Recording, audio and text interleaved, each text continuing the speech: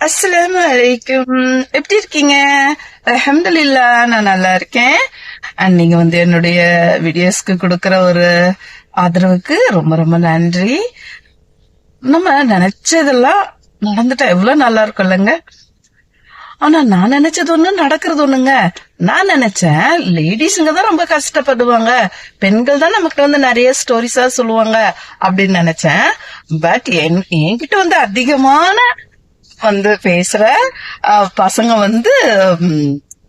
வெளியூர்ல இருந்து வந்தவங்க, வெளியூர்ல இருக்கிறவங்க, இந்த மாதிரி இருக்கிறவங்க தான் பேசுறாங்க. இதுக்கு முன்ன நான் போட்டிருக்கிற ஒரு வீடியோல ஃபாரின்ல இருக்கிறவங்கள பத்தி சொல்லியிருந்தேன். அதை கேட்டுட்டு இன்னொருத்தங்க அவங்களுடைய லைஃப பத்தி சொல்லியிருக்காங்க. நீங்க உங்களுக்கு தெரிஞ்ச கருத்துக்களை கமெண்ட கண்டிப்பா பண்ணணும். அதே மாதிரி இன்னொன்னும் எனக்கு எக்ஸ்கியூஸ் பண்ணணும்.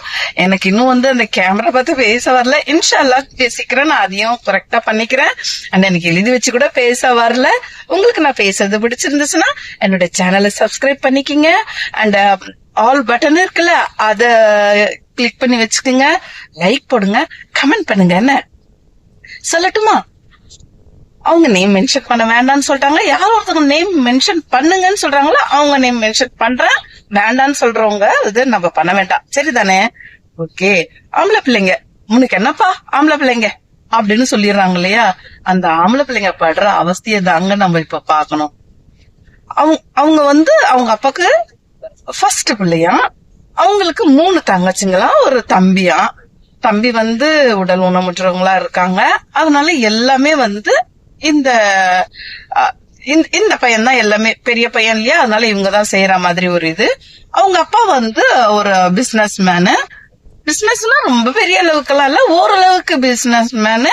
அவ்வளவு சொத்து பத்தெல்லாம் கிடையாது, ஓரளவுக்கு வீடு அந்த மாதிரி இருந்து அவங்க பிள்ளைங்களை நல்லா படிக்க வச்சிருக்காங்க. அவர் அவங்க அப்பா நல்லா படிக்க வச்சிருக்காங்க. அதுல நல்லதா அவங்களுக்கு ஒரு பெரிய நல்ல ஒரு வேலை செய்யற அளவுக்கு படிக்க வச்சுட்டாங்க. ஆனா பெரிய பிள்ளை இல்லையா, 3 தங்கச்சிங்க. அப்பாக்கு உடல்நிலைன்றது எல்லாருக்கும் ஒரே மாதிரி இருக்காது இல்லைங்க. அவங்களுக்கு உடல்நிலை சரியில்லாம போயிட்டு இருக்கு. அவங்க அப்பாக்கு அவங்க அப்பாக்கு ரொம்ப உடம்பு முடியாம போயிருக்கு. ரொம்ப ரொம்ப செலவு பண்ணிருக்காங்க. ஏன்னா அப்போ இவர் அப்ராடு போயிருக்காங்க.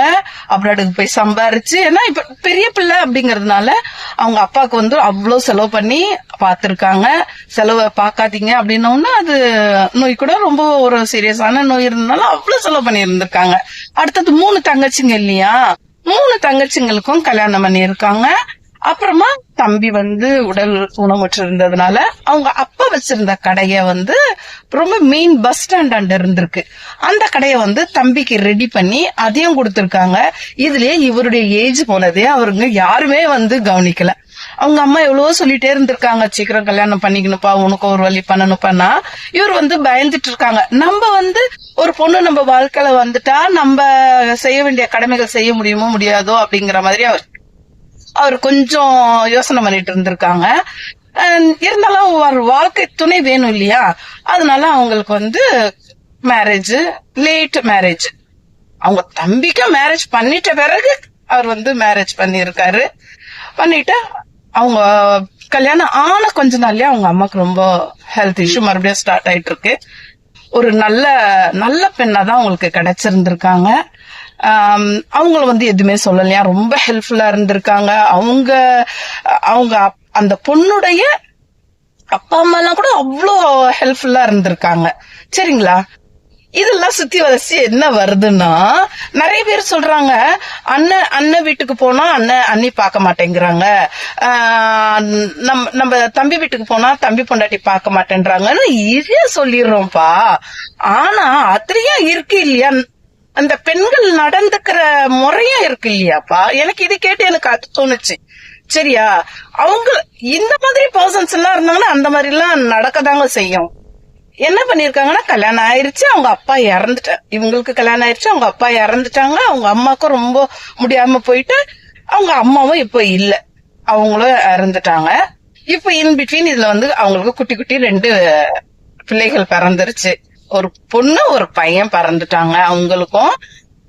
இப்ப அவங்க தங்கச்சிங்களுக்கு கல்யாணம் பண்ணி கொடுத்தாங்க இல்லையா, அவங்க தங்கச்சி பசங்க எல்லாம் காலேஜ் போற மாதிரி ஆயிட்டாங்க. நம்மளும் நம்ம பெண்கள் எப்படி நடந்துக்கணுமோ அந்த மாதிரி மத்த உங்ககிட்டயும் நம்ம ஒரு அண்ணியா இருக்கட்டும், தம்பி பொண்டாட்டியா இருக்கட்டும், நம்ம நடந்துக்கணும். நம்ம அந்த மாதிரி பண்றது இல்ல. சரி, ஓகே, எல்லாம் முடிஞ்சிருச்சு. அவங்க அப்பெல்லாம் இல்ல, யாரும் இல்ல. இப்போ அவருடைய நிலைமை ஓகேவா? சம்பாரிச்சது எல்லாம் பண்ணியாச்சு, இருக்கிறது ஒரே வீடு. சரி, அந்த ஒரு வீடு, இப்ப வீட்டுக்கு தம்பி இருக்கிறாங்க, தம்பிக்கு கடையும் கொடுத்துட்டாங்க, பாதி வீடும் ஆயிடுச்சு, பாதி வீடு இருக்கு. இவர் போயிட்டு ஒரு இடம் வாங்கியிருக்காங்க, அது வந்து அவங்க அப்பா பேர்ல, அப்ப அந்த மாதிரி தானே பண்ணுவாங்க, அவங்க அப்பா பேர்லயே இருக்கட்டும்னு சொல்லிட்டு இருக்காங்க. அவங்க அப்பா பேர்ல வாங்கியிருக்காங்களாம்.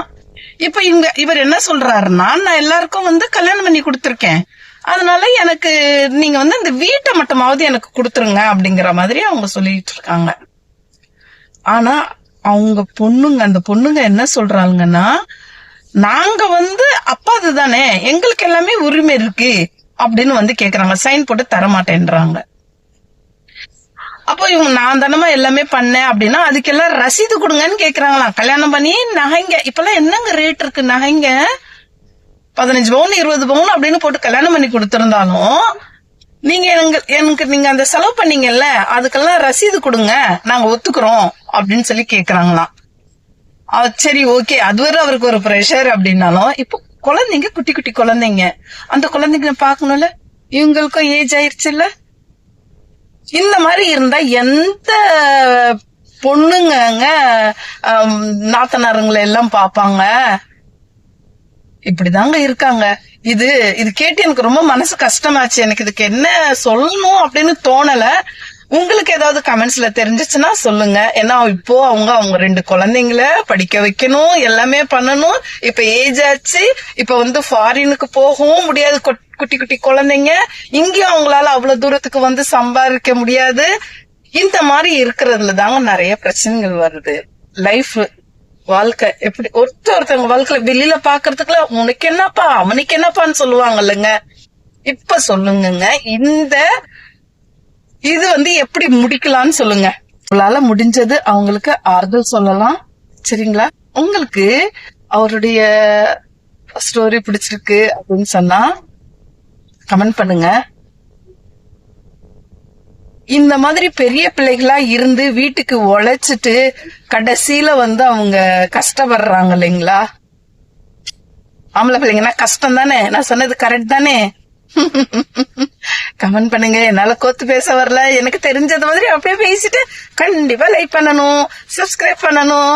அதான் மீண்டும் இன்னொருத்தவங்க யாரு சொல்றாங்க, மறுபடியும் இன்னொருத்தவங்களும் ஃபாரின்ல இருந்து தாங்க பேசுறாங்க. Coming so